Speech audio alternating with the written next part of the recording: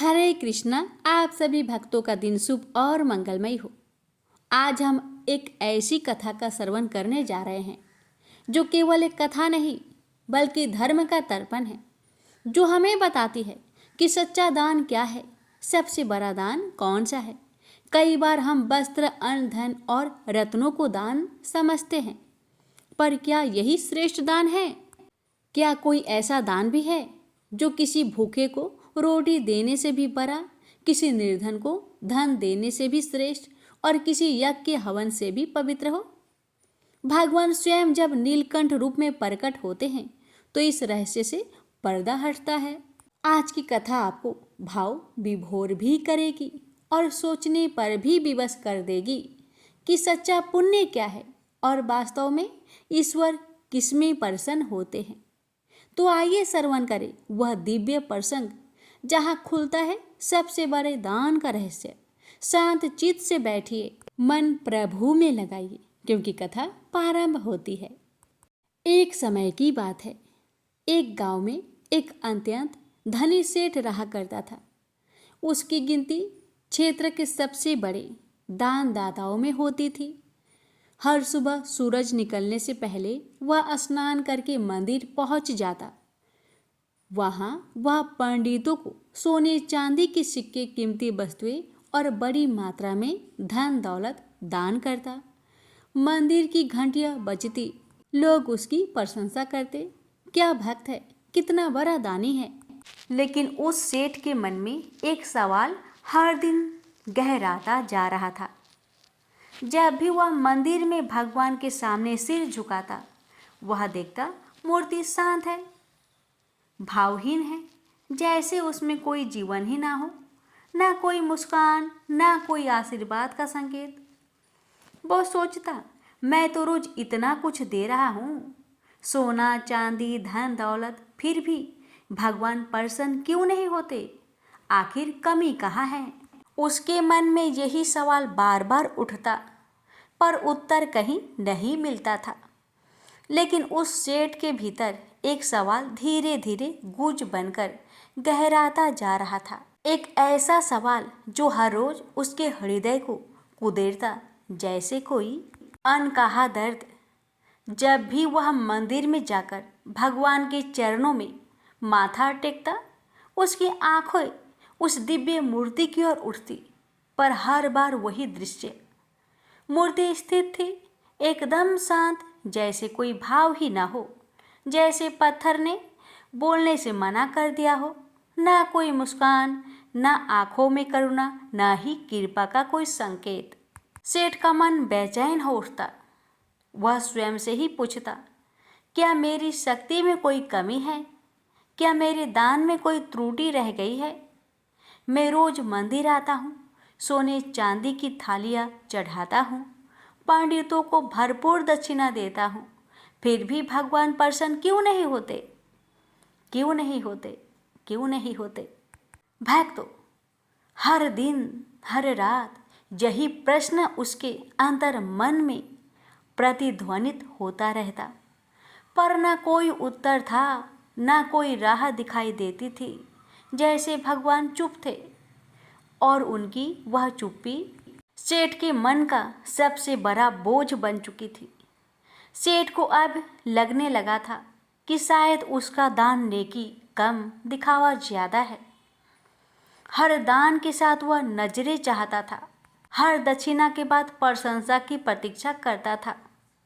नेकी कर दरिया में डाल, ये कहावत तो जानता था, पर उसका जीवन कह रहा था, नेकी कर और सबको बताकर पूछ कि देखा ना। उसे यह सोचकर संतोष होता कि गांव के लोग उसे दानवीर कहते, पर क्या भगवान को भी यही चाहिए? क्या सच्चा दान वही है जो सबको दिखे, या वो जो चुपचाप किसी के जीवन में रोशनी बना दे, बिना किसी नाम पहचान के? यह सवाल अब उसके भीतर और भी गहराई से बजने लगा था। भक्तों, जैसे उसकी आत्मा खुद उससे कह रही हो, नेकी और पूछ पूछ, या नेकी और चुपचाप।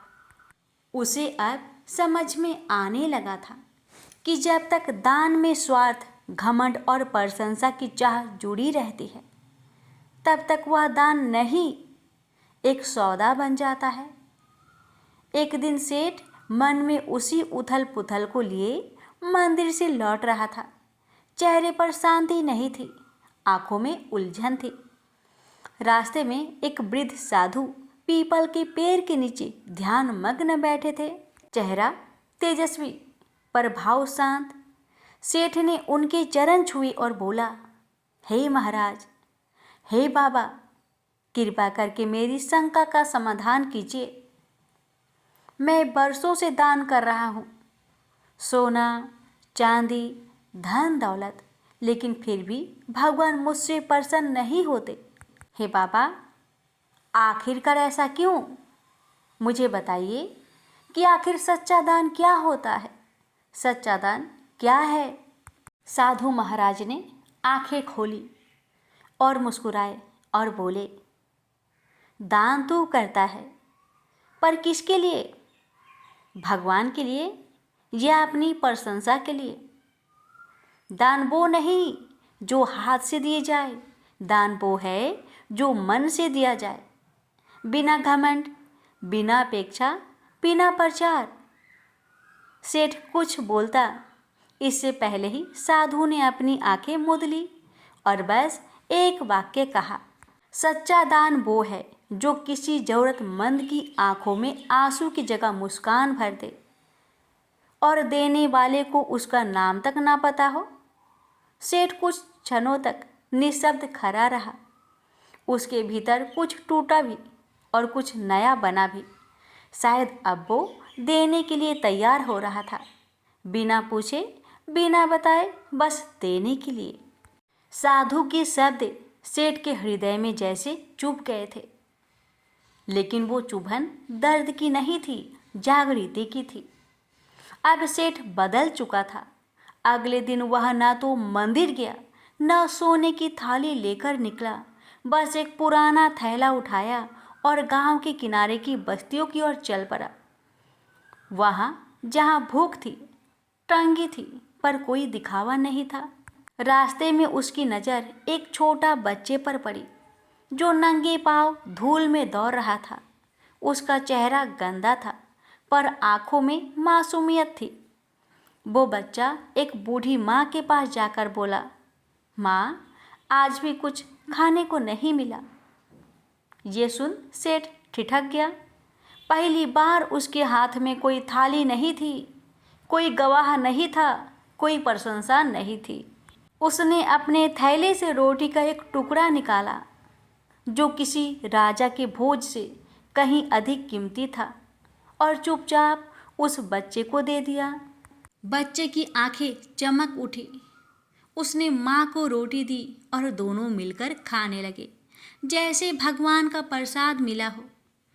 सेठ दूर खड़ा उन्हें देख रहा था और पहली बार उसके आंखों में संतोष था।